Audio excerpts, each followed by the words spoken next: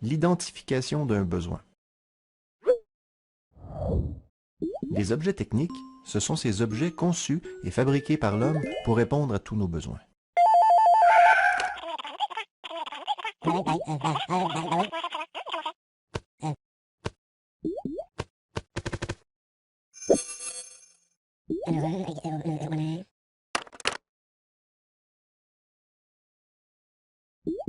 Oui, c'est vrai, il y a quelquefois des besoins qui ne sont pas satisfaits.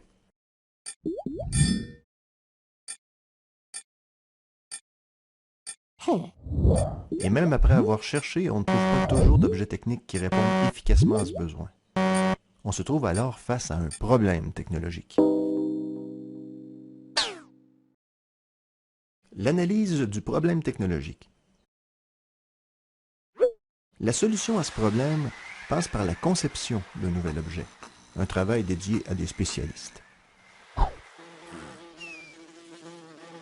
Les gens de la conception, qu'ils soient designers, ingénieurs, architectes ou autres, sont des professionnels, toujours à l'affût de nouveaux problèmes technologiques à résoudre.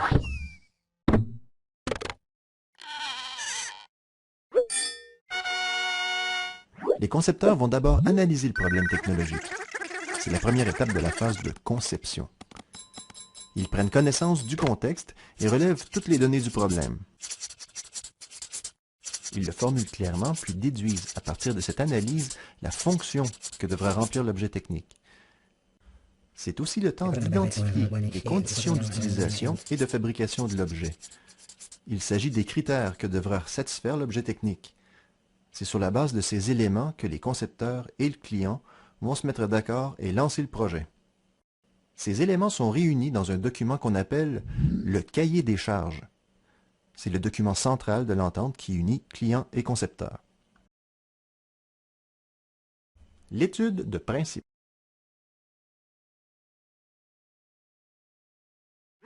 Les concepteurs peuvent maintenant commencer à mettre à profit leur ingéniosité. Ils vont d'abord essayer de reproduire ou de visualiser la fonction que devra exécuter l'objet, de façon très rudimentaire au départ.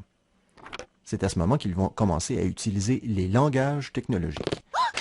Les langages technologiques, ce sont des dessins réalisés dans le but de communiquer, expliquer et décrire des idées et des solutions. La première question à se poser est, selon quel principe l'objet va-t-il fonctionner? Oui, dans notre cas, il s'agira de principes mécaniques, car la fonction recherchée est d'appliquer une force mécanique sur un objet, c'est-à-dire appuyer sur un bout de papier pour le maintenir en place. Un autre problème aurait pu impliquer des principes électroniques, optiques, informatiques ou autres. Les concepteurs cherchent donc, parmi les principes de base de la mécanique, ceux qui pourraient être appliqués à l'objet.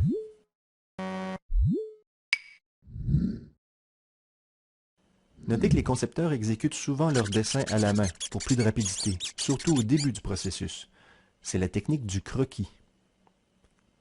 Pour faciliter la compréhension, ils utilisent des couleurs différentes pour distinguer chaque pièce et montrent l'intérieur de celle-ci sous forme de sections.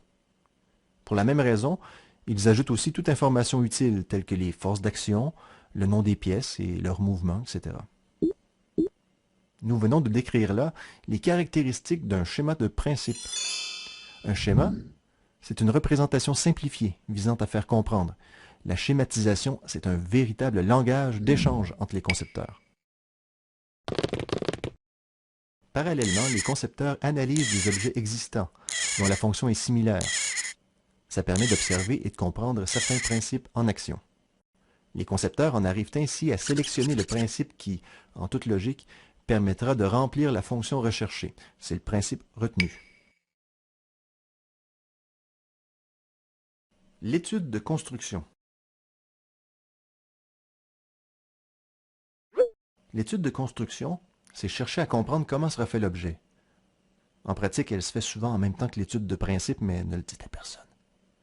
Comme de raison, plusieurs problèmes restent à résoudre. Les idées à débattre seront nombreuses. Les concepteurs passent d'un langage à un autre selon les besoins ou ce qu'ils ont à communiquer. À cette étape-ci, par exemple, au moment d'expliquer une solution d'ordre mécanique, l'un choisira de la représenter sous forme schématique. Au moment de mettre l'accent sur un détail d'assemblage, il exécutera un dessin technique rudimentaire, sous la forme d'un croquis. Ou, pour donner un aperçu de l'apparence de l'objet, il choisira l'illustration. Bon, d'accord. Pour le moment, considérons seulement le schéma. Comme on l'a dit, c'est une représentation simplifiée visant à faire comprendre. Donc un schéma ne montre pas forcément l'apparence réelle d'un objet, mais réduit sa forme à l'essentiel. En conception, on peut distinguer deux types de schémas. Un schéma de principe montre le fonctionnement de l'objet. Par des symboles, il montre les caractéristiques générales, force d'action, mouvement, guidage et liaison entre les pièces. Tandis qu'un schéma de construction définit les solutions de construction, c'est-à-dire qu'il montre la forme des pièces, la façon dont elles sont liées entre elles, quelques-unes de leurs dimensions, et souvent même les matériaux à utiliser. Les solutions débattues entre concepteurs sont régulièrement soumises aux critères fixés au départ dans le cahier des charges. Si un critère n'est pas respecté, les concepteurs n'hésitent pas à retourner à la planche à dessin et à remettre en question certaines de leurs solutions. Et ce, jusqu'à avoir défini un objet répondant à l'ensemble des critères, c'est le concept préliminaire. Le prototypage. Une étape cruciale de la conception d'un objet technique est celle où on en fabrique les prototypes. Les prototypes, ce sont les premiers exemplaires d'un objet technique. Ils permettent de tester les solutions de construction, de vérifier que l'objet remplit bien sa fonction. D'ailleurs, les concepteurs réalisent souvent des prototypes en même temps qu'ils étudient principes et solutions de construction. Avant de fabriquer un premier prototype, les concepteurs vont dessiner avec précision chacune des pièces. Ils préparent des dessins techniques préliminaires. Un dessin technique définit de façon plus rigoureuse l'objet, avec des formes et dimensions précises, selon des conventions bien établies. Par exemple, les traits qui dessinent les contours visibles, les arêtes cachées, les lignes de cote, les lignes d'axe et autres, empruntent différentes formes et largeurs bien spécifiques. La précision et le niveau de détail de cette préparation dépendent de la complexité de l'objet. Par exemple, elle sera davantage détaillée si les concepteurs n'assurent pas eux-mêmes la fabrication du prototype. La préparation d'une marche à suivre peut même alors s'avérer nécessaire. Dans l'atelier, les concepteurs utilisent divers outils et machines pour fabriquer un premier prototype. La mise à l'essai permet de confirmer que l'objet qu'il est nécessaire de revoir certains principes ou solutions de construction et de fabriquer un second prototype. En fait, on fabriquera autant de prototypes que nécessaire jusqu'à obtenir un prototype pleinement fonctionnel, le prototype final.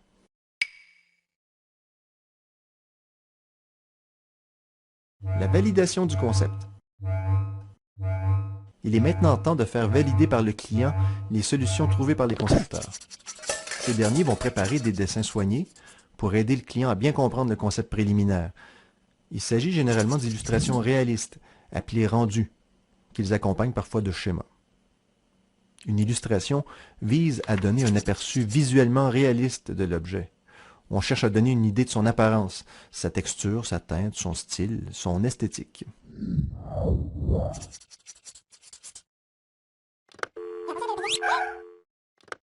Le client prend connaissance des solutions proposées par les concepteurs. En cas de désaccord, ils devront revoir leur concept. Si le client est satisfait de l'ensemble des solutions présentées, le concept est validé.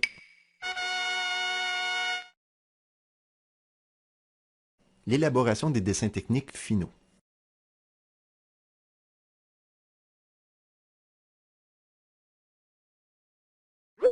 L'expérimentation, qui a été faite à partir des prototypes, aura permis de préciser la forme de l'objet dans ses moindres détails. Les dessins techniques finaux seront réalisés à la lumière de cette expérimentation. C'est à partir de ceux-ci qu'on pourra fabriquer l'objet en série, lancer sa production. Le dessinateur doit faire preuve de beaucoup de rigueur et de savoir-faire. Ses compétences vont lui permettre de représenter l'objet sans ambiguïté, sous toutes ses facettes. Il représentera généralement l'objet et ses pièces selon des vues complémentaires, vue de face, de dessus, de droite, de gauche, arrière et de dessous. Ce type de représentation est appelé projection orthogonale à vue multiple. Nous verrons d'autres types de projections un peu plus loin. Les pièces sont identifiées dans la nomenclature, les dimensions précisées par les cotes. Des dessins montreront l'objet en entier, composé de toutes ses pièces. Il s'agit alors de dessins d'ensemble. Quand un objet est très complexe, on réalise parfois aussi des dessins de sous-ensembles. D'autres dessins ne montreront qu'une seule pièce ou partie de l'objet. Ce sont des dessins de détail.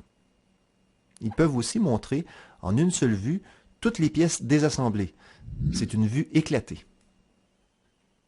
Ou encore, montrer l'intérieur d'une pièce. On dit une vue en coupe. Enfin, chaque dessin est clairement identifié et numéroté comme faisant partie d'un ensemble dans une case réservée à cet effet, le cartouche. Comme nous le voyons, de nos jours, les dessinateurs utilisent des logiciels informatiques pour réaliser les dessins techniques. Dans certains cas, ils peuvent même dresser un modèle tridimensionnel qui sera directement interprété par les machines qui fabriqueront l'objet. C'est fou! Mais ne confondons pas les modèles 3D de la conception assistée par ordinateur au dessin 3D ou projection, qui sont des façons de représenter des volumes sur papier ou à l'écran. Voyons plutôt. Par un dessin, on peut représenter les volumes de diverses façons. À l'aide d'une projection avec point de fuite ou perspective. C'est une représentation réaliste, utile pour faire comprendre l'aspect général de l'objet. En revanche, elle n'est pas très pratique sur le plan technique. Avec une projection axonométrique, on met de côté la perspective et on utilise des traits parallèles, placés à angle précis, pratique pour juger des dimensions de l'objet. En projection oblique, plus facile à exécuter, la face avant est montrée de face, et les côtés selon des lignes parallèles obliques. La face avant est directement mesurable.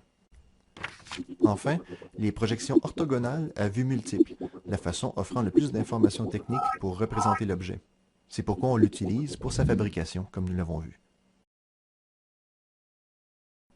Après avoir été soumis au bureau des méthodes, c'est le bureau chargé de l'étude de fabrication dans une industrie, la première étape de la phase de production. Les dessins sont revus, corrigés, souvent plusieurs fois. Puis ils sont accompagnés de documents qui dictent, étape par étape, la marche à suivre pour fabriquer et assembler l'objet. Ces documents sont appelés gamme de fabrication et gamme de montage.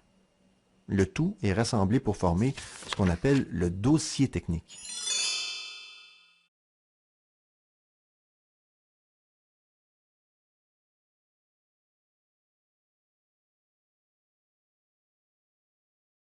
L'objet technique, pendant sa durée de vie, c'est-à-dire entre le point de départ, l'identification d'un besoin, et le point d'arrivée, le recyclage ou la mise au rebut de l'objet, passera par plusieurs phases. Comme nous l'avons vu, il y aura d'abord une phase de conception et une phase de production, qui seront suivies par les phases de mise en marché puis de mise en service. Chacune de ces phases comporte des étapes à l'intérieur desquelles les langages technologiques sont d'une grande aide pour assurer la description de l'objet à travers son évolution. Revoyons rapidement le type de langage associé à chaque étape.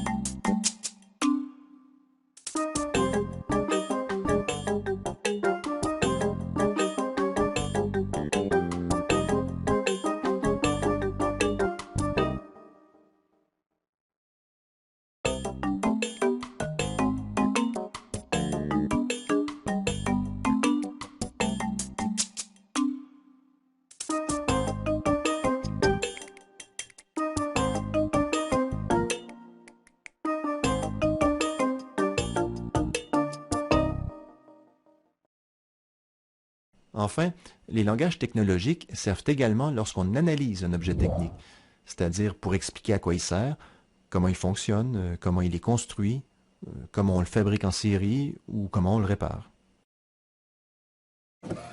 C'est grâce au langage technologique que clients, concepteurs, dessinateurs et industriels peuvent se comprendre et mener à bien la création de nouveaux objets techniques.